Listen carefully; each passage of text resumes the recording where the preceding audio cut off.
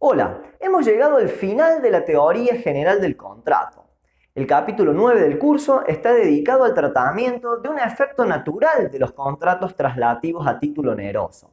Hacemos alusión a la denominada obligación de saneamiento, mejor conocida como garantía por evicción y vicios ocultos. Al mismo tiempo, estudiaremos aquí el régimen de garantía legal para las cosas muebles no consumibles, en el marco de la protección al consumidor. Vamos a comenzar.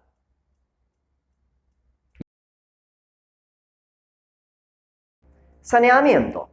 En los contratos por los cuales se transmiten bienes a título oneroso, el enajenante garantiza la inexistencia de vicios en el derecho o en la materialidad de la cosa transmitida. Es un efecto natural en esta clase de contratos por el cual el transmitente está obligado, entre otras consecuencias, a sanear o remediar tales vicios. En el fondo, se trata de un incumplimiento, por cuanto los derechos transmitidos son inexistentes o inferiores a los prometidos, o las cosas presentan defectos no revelados. Sin embargo, debido a sus particularidades, en nuestro derecho siempre tuvieron un régimen específico, como efecto natural en ciertos contratos. Ahora bien, en el Código Civil y Comercial se ha intentado evidenciar, a pesar de algunas críticas doctrinarias, esa relación entre la obligación de saneamiento y el incumplimiento del contrato. ¿Estamos ante una obligación de saneamiento? ¿Se trata de una garantía por evicción o vicios ocultos? ¿O consiste en una responsabilidad por evicción o vicios ocultos? Como quiera que sea, estamos siempre hablando de lo mismo. Se trata de una obligación consistente en asegurar la inexistencia de defectos sobre la legitimidad o materialidad del objeto transmitido bajo responsabilidad. Ahora bien, no solo es responsable el último enajenante, o sea, quien contrató con el adquirente, sino también los anteriores transmitentes a título oneroso y asimismo quienes dividen bienes con otros, por más que la partición no sea un contrato. Es lo que ocurre, por ejemplo, en la partición de la comunidad de bienes gananciales del matrimonio, en la partición de la herencia, en la división de bienes comunes, etc. El adquirente a título gratuito no puede exigirle la obligación de saneamiento al transmitente, o sea, quien le cedió gratuitamente un crédito, por ejemplo, pero sí puede reclamar esta garantía a los anteriores enajenantes. En cierto modo, ejerce a título propio las acciones de responsabilidad que correspondían a sus antecesores en la cadena de transmisión. Hemos dicho que la obligación de saneamiento es un efecto natural de los contratos en los que se transmiten bienes a título oneroso, esto es, los traslativos onerosos. Ello significa que está allí aunque las partes nada estipulen. Ahora bien, las partes pueden ampliar, reducir o eliminar esta garantía en ejercicio de la autonomía de la voluntad. De todas maneras, las cláusulas de disminución o supresión son de interpretación restringida, por lo cual no pueden entenderse del contexto, hechos o circunstancia de contratación. Y además, dichas convenciones son nulas cuando, en primer término, el enajenante conoció efectivamente o debió conocer, esto es, no pudo no saberlo conforme en las circunstancias, el peligro de evicción o la existencia de vicios materiales. En segundo lugar, cuando el enajenante ejerce profesionalmente la actividad de la cual deriva la enajenación, pero es válida si el adquirente también es un profesional de esa misma actividad. Así, por ejemplo, entre vendedores de autos sería perfectamente válida la cláusula de exoneración o limitación de la responsabilidad por saneamiento.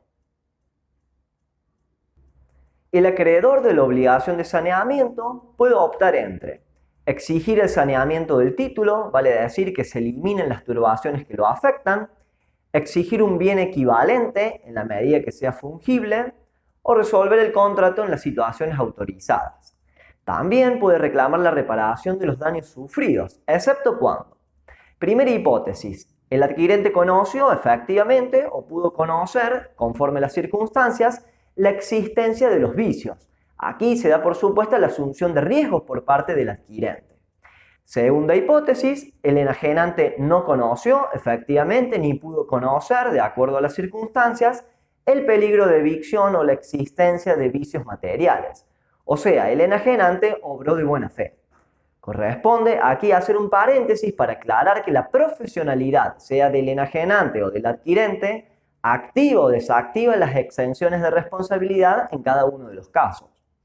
Tercera hipótesis, el adquirente asumió los riesgos, vale decir, se asumieron convencionalmente las consecuencias dañosas por posible evicción o vicios ocultos. Cuarta hipótesis, la adquisición es hecha en subasta judicial o administrativa. En estos casos, el enajenante tiene una participación acotada y al mismo tiempo la intervención estatal en tales enajenaciones aseguran la calidad de las transmisiones realizadas. La responsabilidad por saneamiento es indivisible, es decir, no es susceptible de ser fragmentada cuando se transmiten varios bienes en conjunto, una cartera de créditos, por ejemplo.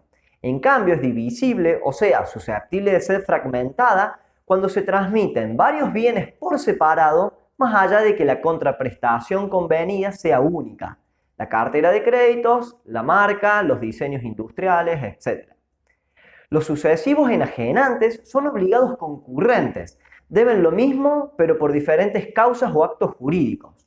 Por el contrario, los copropietarios enajenantes son obligados simplemente mancomunados en la proporción de su cuota parte indivisa, a menos que hayan pactado la solidaridad. La ignorancia o error no exime de responsabilidad al sujeto obligado, excepto pacto en contrario. El particular que vende un lote, por ejemplo, no puede liberarse diciendo no sabía que mi terreno estaba tomado o creía que la toma había finalizado, a menos que se pacte expresamente la liberación de responsabilidad. Claro que ella nunca puede comprender, según hemos puntualizado, las hipótesis de conocimiento o deber de conocimiento del enajenante, puesto que ello supondría una dispensa de dolo.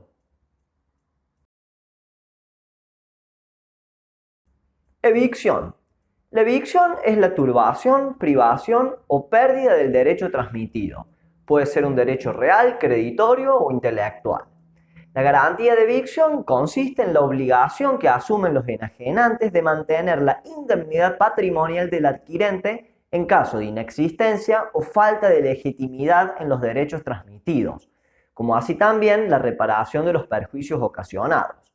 La responsabilidad por evicción comprende, en primer lugar, las turbaciones totales o parciales de derecho, siempre que su causa sea anterior o coetánea a la adquisición, o sea, pretensiones o defensas deducidas judicialmente por terceros encaminadas a privar o disminuir los derechos transmitidos.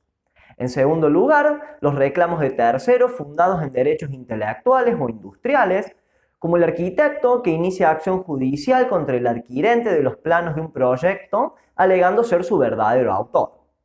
Pero también comprende las turbaciones de hecho causadas por el mismo enajenante. Tal sería el caso, por ejemplo, del vendedor que continúa utilizando el lote de terreno transmitido para pasar sus animales.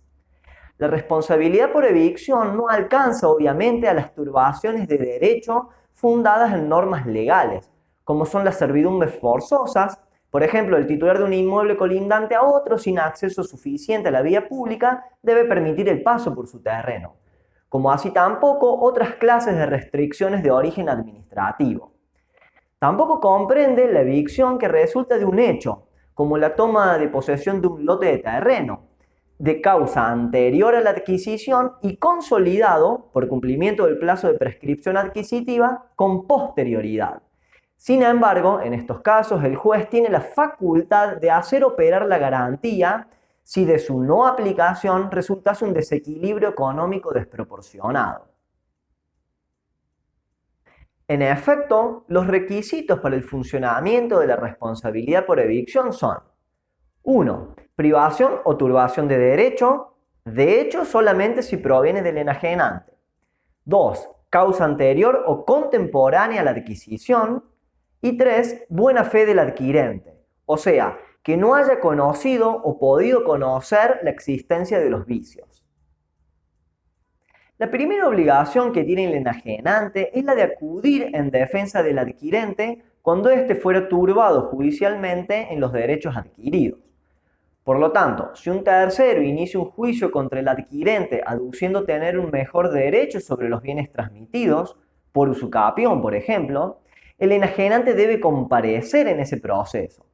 Para que tal obligación de hacer nazca es necesario, ante todo, que el adquirente cite en garantía al enajenante.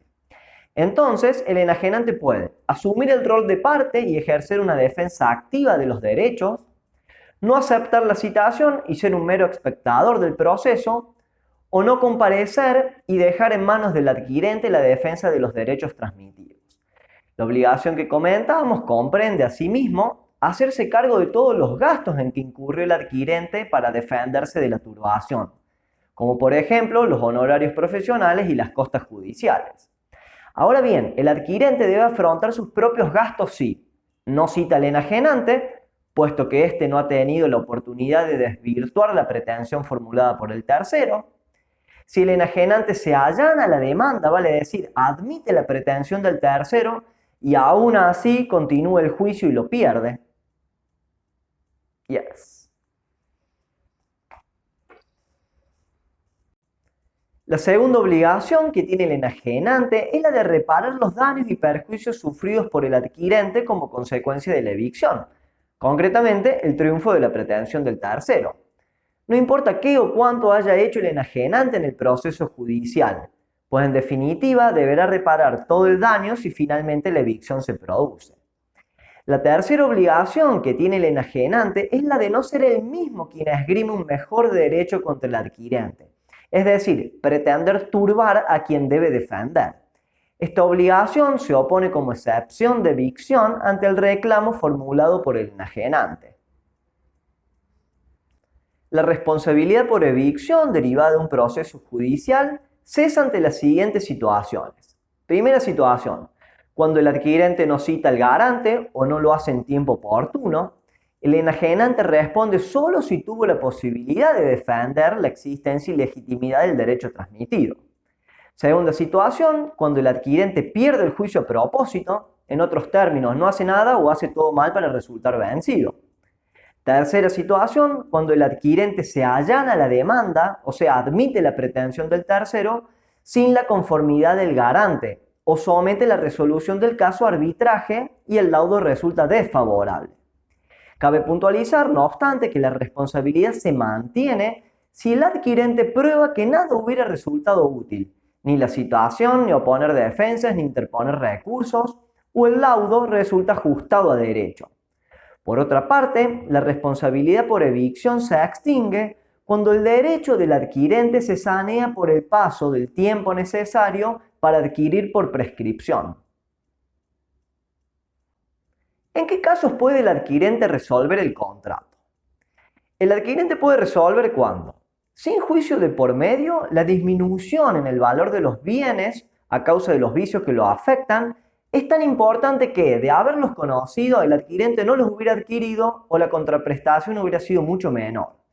Y cuando, con juicio de por medio, la evicción se concreta en virtud de sentencia judicial o laudo arbitral. Cabe señalar entonces que la resolución o extinción retroactiva del contrato no es una consecuencia indefectible de la evicción o peligro de evicción.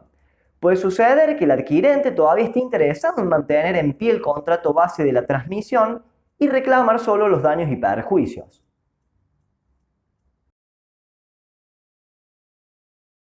Vicios ocultos. El enajenante también garantiza la inexistencia de defectos ocultos en las cosas transmitidas. Claro que no estamos hablando de cualquier defecto material, sino de vicios con cierta entidad que no son aparentes, o sea que no pudieron ser descubiertos mediante examen, prueba o ensayo, y existentes al tiempo de la adquisición, es decir, tienen un origen anterior o concomitante a la enajenación. Se trata entonces de desperfectos o anomalías no detectadas que se exteriorizan con posterioridad. Pueden ser defectos ocultos u ocultados. Ello no cambia la ecuación con relación a la responsabilidad por vicios ocultos, porque es objetiva, sin necesidad de dolo o culpa del enajenante, pero sí en cuanto a la reparación de los daños. La garantía por vicios ocultos comprende dos clases de defectos materiales. En primer término, los llamados vicios redivitorios, que son los defectos que, por un lado, transforman a la cosa inepta para su destino por la composición misma de la cosa, como por ejemplo el caballo que tiene una enfermedad en los huesos que le impide galopar, o por su funcionalidad conforme al destino de la cosa. Sería el caso del caballo de carrera que padece de una patología cardíaca que le impide galopar a alta velocidad. Y por otro lado, los defectos que aminoran tanto la utilidad de la cosa que si el adquirente los hubiera conocido, no la habría adquirido o habría abonado una contraprestación sustancialmente inferior. Por ejemplo, el caballo que necesita de medicación permanente. En segundo término, la garantía se extiende a otros vicios, o sea, que no cumplen con los requisitos para ser vicios redhibitorios, que no pudieron conocerse mediante un adecuado examen de la cosa conforme a las circunstancias de adquisición, pero sí comprende los defectos detectables cuando se hizo reserva expresa respecto de ellos. La verificación, examen o prueba de las cosas permite descubrir los defectos en ellas. La garantía por vicios ocultos funciona precisamente cuando las cosas enajenadas han superado la instancia de comprobación, es decir, pasaron inadvertidas. Claro que todo ello depende de la profundidad con que se realice el examen o prueba. Al respecto, el código establece una serie de pautas. Como primera medida, la profundidad del examen depende de las circunstancias de modo, tiempo y lugar de adquisición, pues en ocasiones solo podrá hacerse una comprobación meramente superficial. Como segunda medida, el adquirente puede hacer reserva expresa respecto de posibles defectos, por ejemplo, en caso de duda o detección de señales de alerta que se comprobarán luego mediante exámenes más específicos. Como tercera medida, los usos del lugar de entrega determinan los criterios para el examen de cosas complejas que requieren de conocimientos técnicos o científicos. El examen veterinario en los caballos de carrera, la revisión mecánica de los vehículos automotores, las pericias sobre un reactor nuclear, etc. Cabe aclarar, no obstante, que las partes también pueden estipular cómo debe hacerse el examen de comprobación. La garantía por defectos ocultos puede ser ampliada por acuerdo de partes, permitiendo así incluir defectos que no califican estrictamente como vicios redhibitorios. Así sucede cuando se individualizan ciertos defectos como incluidos dentro de la garantía, por más que sean detectables. Cuando el enajenante garantiza la inexistencia de vicios o certifica la calidad de la cosa transmitida. En tal caso se asegura un resultado, que la cosa no tiene defectos o posee cierta calidad. De modo que en estos casos no interesa si los defectos o falta de calidad eran detectables. También cuando el fabricante o enajenante concede garantías especiales teniendo en cuenta las características particulares de las cosas o productos, pudiendo en este supuesto el adquirente optar por ejercer los derechos estipulados en la garantía especial, posiblemente con una cobertura más amplia, o la responsabilidad por vicios ocultos. Se trata en este caso de un derecho de adopción, excepto pacto en contrario. La responsabilidad por vicios ocultos funciona a partir del momento en que los defectos se hacen visibles o se exteriorizan. Desde entonces, el adquirente tiene un plazo de caducidad de 60 días para denunciar la existencia del vicio. El plazo corre desde que el defecto se manifiesta o pudo ser advertido por el adquirente. Hay que tener en cuenta que el vicio puede aparecer de manera abrupta o de manera paulatina. La falta de denuncia expresa libera de responsabilidad al enajenante, a menos que haya conocido efectivamente o debido conocer conforme las circunstancias la existencia de los defectos. Vemos que de esta manera se castiga al enajenante que ocultó los vicios. La garantía por defectos ocultos no es eterna, pues está sujeta a plazos de caducidad. 3 años para las cosas inmuebles, se computa desde que el adquirente la recibe, y 6 meses para las cosas muebles, que se computa desde que el adquirente la recibe o la pone en funcionamiento a la cosa. Claro que estos plazos pueden ser extendidos por las partes, mas no reducidos. La caducidad implica la extinción de la garantía, es decir, el vicio oculto que se exterioriza con posterioridad queda fuera de cobertura. Luego tenemos los plazos de prescripción para iniciar la acción de responsabilidad por vicios ocultos. 1 año para vicios redhibitorios legales o convencionales y 5 años para el resto de los defectos materiales. El cómputo del plazo comienza desde que el defecto se hace ostensible o pudo ser conocido por el adquirente, porque a partir de ese momento puede exigir el cumplimiento de la garantía. El acreedor de la garantía puede resolver el contrato, o sea, extinguirlo con efectos retroactivos, si el vicio es redivitorio o se amplió convencionalmente la garantía en esos términos. Esto es, cuando las partes le asignan carácter redivitorio a defectos que estrictamente no lo serían. Ahora bien, la resolución no es posible cuando el defecto es subsanable, el garante ofrece subsanarlo y el acreedor rechaza la subsanación. En este caso, el acreedor conserva el derecho a la reparación de los daños.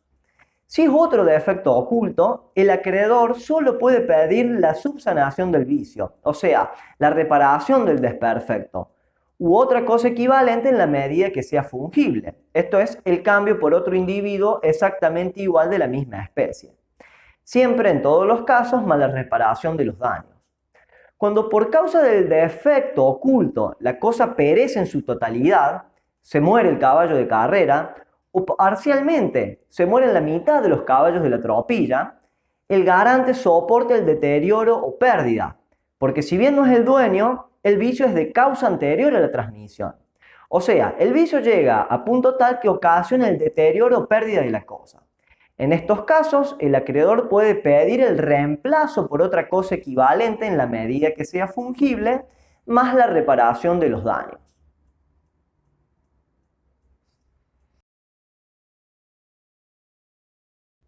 Garantía legal para las cosas muebles no consumibles en la Ley de Defensa del Consumidor. La Ley de Defensa del Consumidor establece un régimen particular de garantía legal por vicios o defectos en las cosas muebles no consumibles, en la medida que tales desperfectos alteren el correcto funcionamiento de las cosas o impliquen una falta de correspondencia entre lo ofrecido y lo entregado. No hablamos entonces de garantía o responsabilidad por vicios ocultos en el derecho del consumo, porque aquí se encuentran comprendidos también los defectos ostensibles al tiempo de la celebración del contrato o de la entrega de las cosas. Por eso decimos que es una garantía legal por vicios o defectos en las cosas muebles no consumibles. Debe tratarse de una adquisición a título oneroso. En este sentido, la ley hace especial referencia a la comercialización de dichas cosas. Pero la garantía se prolonga asimismo a los posteriores adquirentes independientemente del título de su adquisición. Así, por ejemplo, no solo resulta beneficiario el consumidor que compre una notebook, sino también la persona a quien el contratante se la regaló. Los plazos legales a los fines de esta cobertura específica son los siguientes. 3 meses para cosas usadas. Si bien es un plazo menor que el del régimen común, lo cierto es que la extensión de la cobertura es francamente superior. 6 meses para el resto de las cosas. Los plazos se computan desde la entrega de la cosa. Los productores, importadores, distribuidores y vendedores son al mismo tiempo responsables solidarios de la garantía legal. De esta manera se amplía el espectro de sujetos responsables en beneficio del consumidor. Los fabricantes, importadores y vendedores tienen la obligación de proveer, por sí o a través de terceros, un servicio técnico de reparación y suministro de repuestos. Por más que el defecto aparezca una vez vencido el plazo de garantía, el consumidor debe tener un lugar oficial donde hacer reparar la cosa o conseguir los repuestos. La ley impone, además, los requisitos que deben contener el certificado de garantía y la constancia de reparación. El plazo legal de garantía no se computa, o sea, queda congelado, mientras las cosas se encuentran en reparación. La razón es muy simple, el consumidor está privado de su uso. Si el consumidor no queda conforme con la reparación porque la cosa no es apta para cumplir su función, la batería de la tablet no dura lo suficiente o se apaga de manera repentina, la ley le concede una serie de opciones a libre elección. Primera opción, pedir la sustitución de la cosa por otra exactamente igual. Segunda opción, devolver la cosa con restitución de las sumas abonadas, conforme precio actual de mercado. Tercera opción, pedir una reducción proporcional del precio. Siempre, además, podrá reclamarse la reparación de los daños e incluso la aplicación de daños punitivos. También se establecen reglas particulares para las hipótesis de vicios redivitorios. Veamos cuáles son. En primer lugar, el conocimiento o posibilidad de conocimiento de los vicios por parte del consumidor no exime a los garantes de la responsabilidad por daños. Es decir, opera aun cuando el consumidor sea un experto en tecnología informática, en el caso de la tablet. O sea, no se tienen en cuenta las subjetividades del sujeto tutelado. En segundo lugar, la falta de conocimiento o imposibilidad de conocimiento de los vicios por parte de los sujetos responsables no los exime de la obligación de reparar los daños. Se trata de una responsabilidad ultraobjetiva.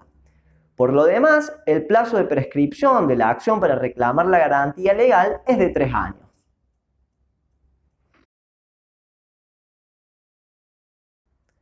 De esta forma, cerramos el último eje temático correspondiente a la parte general de la teoría contractual. Vimos que no existen obstáculos para incrementar la cobertura por evicción o vicios ocultos, mientras que para reducirla o suprimirla sí se establecen ciertas limitaciones a la autonomía de la voluntad. Tampoco hay inconvenientes en intensificar la protección del consumidor contratante o los sucesivos adquirentes por vicios o defectos en las cosas muebles no consumibles, en tanto que la imperatividad relativa bloquea cualquier clase de aminoramiento de los derechos legales conferidos. Asimismo, puntualizamos cuáles son las obligaciones o cargas que corresponden al acreedor de la obligación de saneamiento para conservar el derecho a la garantía, como la citación en caso de evicción y la denuncia de la aparición del vicio en la cosa. Chao, les dejo un saludo y nos encontramos en el próximo capítulo.